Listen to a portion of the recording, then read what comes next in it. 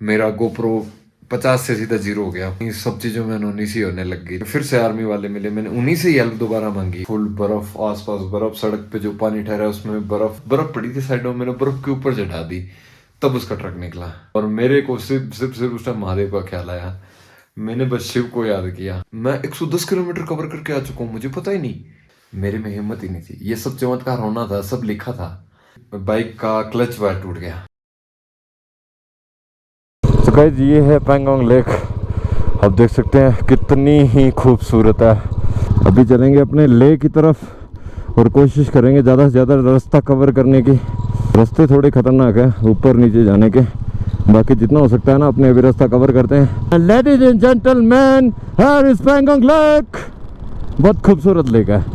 अभी धूप रहते रहते अपने रास्ता कवर करते हैं जितना अपने से हो सकता है उतना। रास्तों ने ना बैंड बजा दिए भैया, मानो ना मानो। पैंगोंग लेक सुंदर है बट रास्ता है ना, आप थोड़े दिन रुक के आए तो ज़्यादा बेटर रहेगा, शायद सड़क बन जाएगी तब तक। थोड़ा इधर कर लीजिए ब्रदर। ओह यार, इन सड़कों का काम कराना चाहिए। मज़ा आता है, ऐसी बात नहीं है एडवेंचर करने का, लेकिन हर टाइम नहीं, एक बार ही होता है एडवेंचर। आते टाइम जाते टाइम सड़क साफ मिल जाती तो बढ़िया रहता। और ये देखो जो हवा उठ रही है ना, इसके साथ में पत्थर नीचे सरक के आ रहे हैं। ये वाले सारे पत्थर सरक के आते हैं, तेज़ हवा चलती है ना, जैसे ट्रक निकलता है ना तो बहुत सारे पत्थर नीचे आते हैं। ये देखो ये सारे पत्थर ना थोड़ी देर पहले मेरे सामने आए थे नीचे।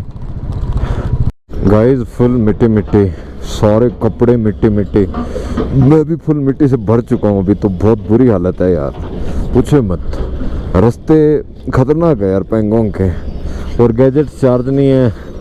मेरा प्लान था लेह तक पहुँचने का, लेकिन अभी सारे बोल रहे हैं कि 4 बज गए, अब आप लेह तक नहीं पहुँच सकते हैं। आपको जहाँ जगह है, यहाँ एक जगह है कि आगे तांग से करके वहाँ रुक जाओ, नहीं तो आगे चल के एक पास आएगा चांगला पास, वो तो 16 या 17 हज़ार के हाइट पे कहते हैं। औखा हो जाएगा, वो क्रॉस नहीं होगा कहता आज आपसे।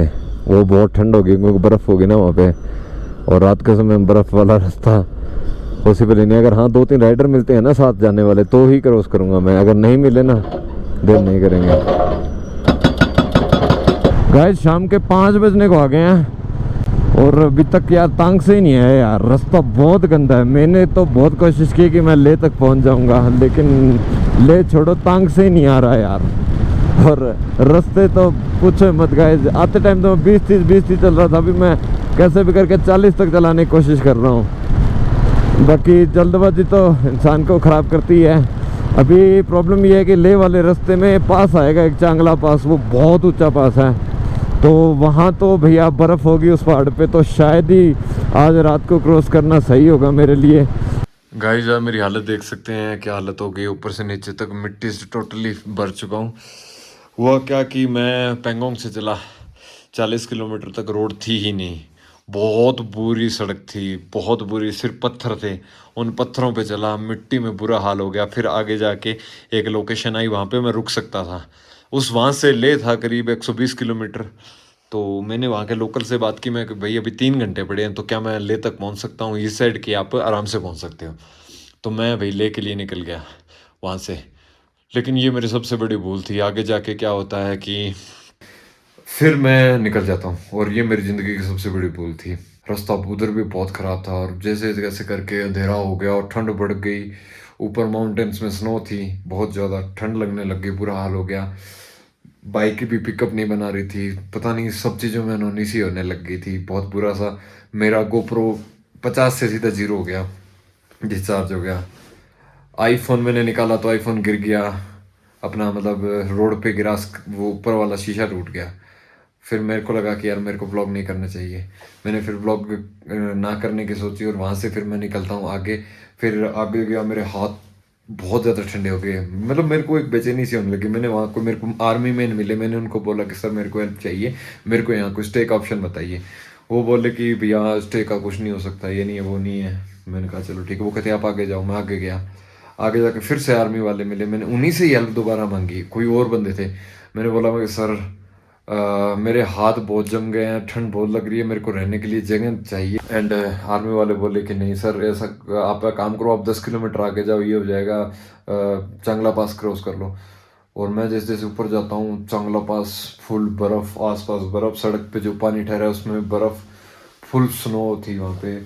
बहुत बुरा हाल हो गया यार, पूरा शरीर दुख रहा है, मेरे हाथ सुन्न हो गए थे, कुछ भी नहीं कर पा रहा था। अभी भी मेरे हाथों में ताकत नहीं है। मैं पता नहीं कैसे कैसे करके आया हूँ आज। मैं 1% ही ब्लॉग नहीं कर पाया। और वहाँ करीब 17,480 फीट की हाइट पे था चांगला पास। हर तरफ स्नो, रास्ते थे ही नहीं, सिर्फ पत्थर थे। पता 20-30 की स्पीड भी मेंटेन नहीं कर पा रहा था। Solo ride is not easy, not easy. और रात के टाइम पे तो एक सिंगल बाइकर भी नहीं मिला था मेरे को, पता है, सिर्फ और सिर्फ ट्रक आ रहे थे। एक जगह तो इतनी कम थी जहाँ ट्रक आ गया इतना बराबर, और मतलब जबरदस्ती आ गया। मेरे पास जगह नहीं थी, मैं उसको बोल रहा हूँ, मैं भाई स्पेस नहीं है, स्पेस नहीं है इधर। मैंने बाइक को बिल्कुल ऊपर तक, बर्फ बर्फ पड़ी थी साइडों में, मैंने बर्फ के ऊपर चढ़ा दी, तब उसका ट्रक निकला।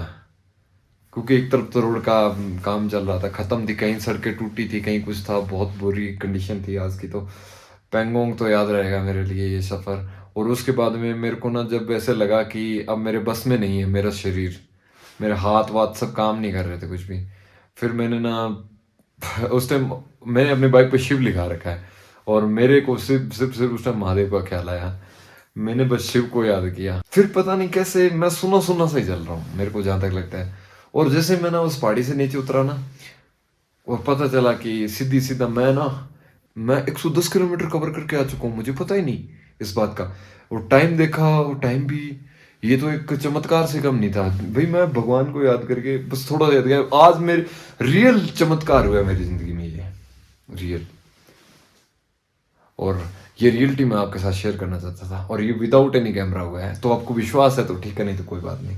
मेरे को तो बहुत ट्रस्ट है, मेरे में हिम्मत ही नहीं थी। ये सब चमत्कार होना था, सब लिखा था। मैं फोन उठाया, फोन गिर गया। गोप्रो 50 से 0 होता ही नहीं है भाई, बैटरी 0 हो गई। उसके बाद चार्जिंग पॉइंट, मैं चार्जिंग पॉइंट लगाने लगा ना, उसका 12 वोल्ट वाला वो चार्जिंग पॉइंट का हैंडल टूट के गिर गया। फिर मैंने मेरे बड़े कैमरे वगैरह कुछ भी नहीं निकाले, क्योंकि ठंड बहुत थी। और ये सब होना था कैमरे के पीछे, ये सब होना था, ये सब लिखा था, और ये सब अचानक होता है। और फिर मैं अभी फाइनली मैं ले पहुंच गया हूँ। अभी इस स्टोरी के बारे में मैं फिर कभी आपसे बात करूंगा। मेरा ना आज मैं बहुत ज़्यादा हैरान हूँ। मैं सिर्फ और सिर्फ ना पहाड़ से उतरा था, इतने में पता नहीं कैसे कारू आ गया।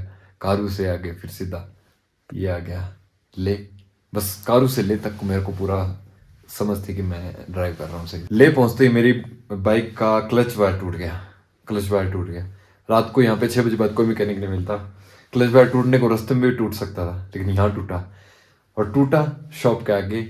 और वो कोई रेंटल बाइक देते हैं, उन्होंने मेरी मदद की, फ्री में मेरा वायर लगा दिया। राइट नाउ मैं ले पहुंच गए अपने कैसे तैसे करके। और देखिए ब्रदर अपनी हेल्प कर रहे हैं। मैं इसके क्लिच वायर टूट गया, अगर ये रास्ते में टूटता तो बहुत प्रॉब्लम हो जानी थी, लेकिन पूरा ले आके टूटा है, और इनकी शॉप के पास ही। वहां से मैं सीधा अभी होटल में आया हूँ, जहाँ मैं पहले 2 दिन रुका था। और होटल में आते ही मेरे को देखिए ये मेरा डिनर आ चुका है, और कॉम्प्लीमेंट्री डिनर इनकी तरफ से, सब कुछ। आज पता नहीं क्या हो रहा है मेरी जिंदगी में, कांट बिलीव।